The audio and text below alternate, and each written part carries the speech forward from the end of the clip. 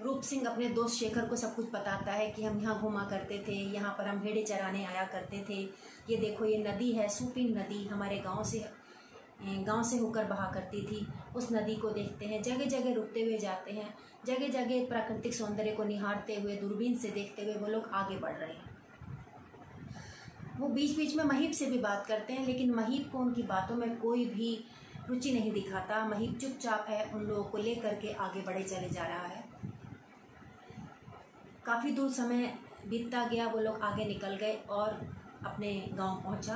गांव में उसे गांव के जो सरपंच हैं त्रिलोक जी वो दिखाई देते हैं, वो मिलते हैं। वो बताता है अपने बारे में कि मैं 11 वर्ष पहले यहाँ से चला गया था। किसी को विश्वास नहीं आता है। वो अपने भाई का जिक्र करता है, अपने माता पिता के बारे में बताता है। तभी वहाँ पे भूप सिंह आ जाता है। भूप सिंह उसका बड़ा भाई, और वो उसको अपना परिचय देता है। दोनों भाई मिलते हैं, बहुत खुश होते हैं। इस प्रकार दोनों का मिलन हुआ। अब भूप सिंह उसे कहता है कि चलो घर चलो, तो वो कहता है घर। तो फिर भूप सिंह उसे सारी कहानी सुनाता है कि क्या हुआ, माता पिता का कैसे देहांत हो गया, कैसे वो पहाड़ खिसक गया जिस पहाड़ पर हम रहा करते थे। अभी उसने कोई कहानी नहीं बताई है, अभी तो वो उसको लेकर के जा रहा है। जब शेखर के साथ रूप सिंह आ रहा था रास्ते में, तो रास्ते में उसने बहुत सारी बातें शेखर को बताई कि ये देखो, एक जगह बताई थी, वो जगह जहाँ पर एक बार उसने भूप सिंह को खेलते खेलते खेल में धक्का दे दिया था। और एक जगह वो बताई उसने जहाँ पर वो बैठ करके एक लड़की थी, शैला नाम की लड़की थी, जिससे वो बातें किया करता था, जिससे वो मनी मन प्रेम करता था। शैला उम्र में उससे बड़ी थी। शैला उसके बड़े भाई भूप सिंह को पसंद करती थी, उसके लिए स्वेटर बुनती थी, लेकिन रूप सिंह को तब उस बात का पता नहीं था। ये सारी बातें उसने बीच में रास्ते में बताई हैं शेखर को। अब जब वो गांव पहुंच गया तो भूप सिंह उसे पहाड़ पर ऊपर ले जाने के लिए कहता है, ऊपर चलने के लिए कहता है। तो उसके वो कहता है मेरे पास रस्सी नहीं है, खूंटी नहीं है, पहाड़ पे चढ़ने के लिए मुझे इन सब चीज़ों की आवश्यकता है। तो भूप सिंह हंसता है, कहता है तुम पर्वतारोहण सीख करके आए हो, पर्वत पर चढ़ना सीख करके आए हो, माउंटेनियरिंग सीख करके आए हो, और तुम पहाड़ पर नहीं चढ़ सकते।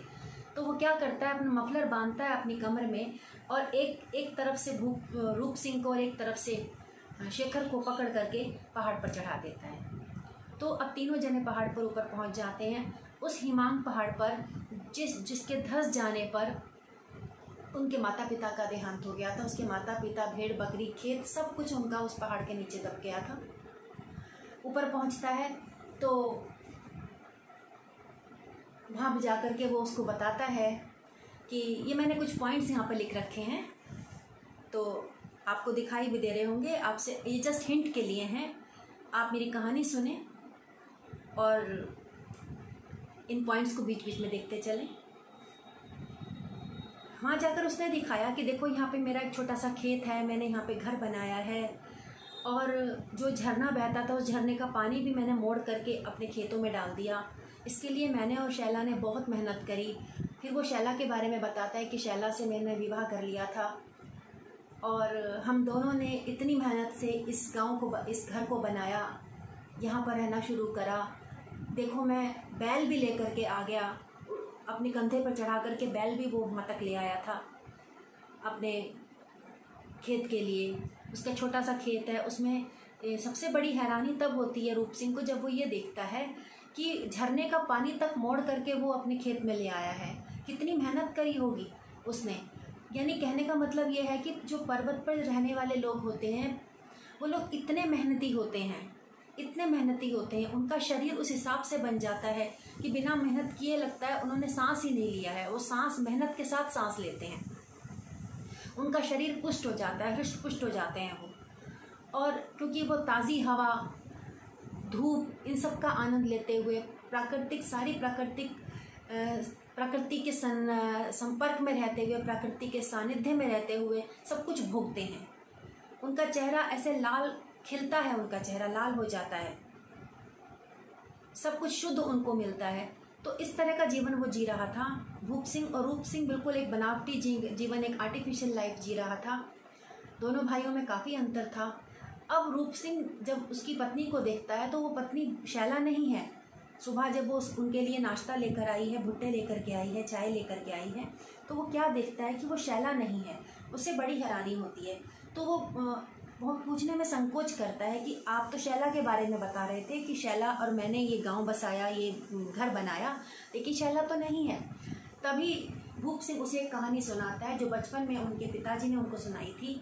वो कहानी सुनाता है चिड़िया और गिद्ध की कहानी, कि चिड़िया ने कहा कि यदि तुम मुझे खाना चाहते हो तो खा के दिखाओ। तो गिद्ध कहता है ठीक है, तुम जितना ऊंचा उड़ सकती हो उड़ो, मैं तुम्हें तभी भी खा लूँगा। तो चिड़िया क्या करती है, उड़ते उड़ते उड़ते उड़ते वो गिद्ध के ऊपर ही जाकर के बैठ जाती है और गिद्ध उसको खा नहीं पाता।